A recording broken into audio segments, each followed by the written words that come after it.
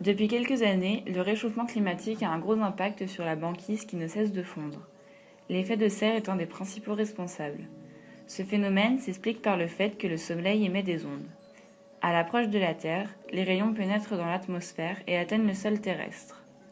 Le sol chaud réémet vers l'espace des rayons infrarouges que les gaz à effet de serre interceptent et les rabat vers le sol. Cela augmente ainsi la température. Sans ces gaz, la température moyenne du globe serait de moins 20 degrés au lieu de 15 degrés.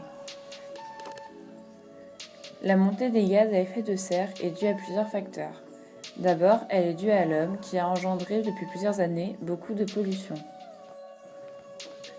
La déforestation est elle aussi un facteur de l'augmentation de CO2 puisque la végétation en consomme beaucoup. Donc plus on coupe d'arbres, moins ils peuvent absorber le CO2.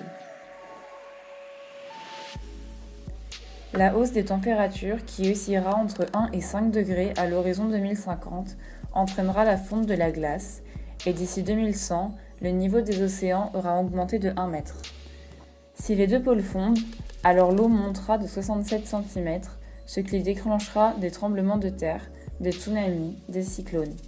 De plus, cela entraînera l'élévation du niveau de la mer, donc des inondations, notamment des zones côtières menaçant la survie de nombreux villages. Ensuite, cela entraînera une baisse de la ressource en eau potable, car ces rivières sont alimentées par les glaciers qui fondent.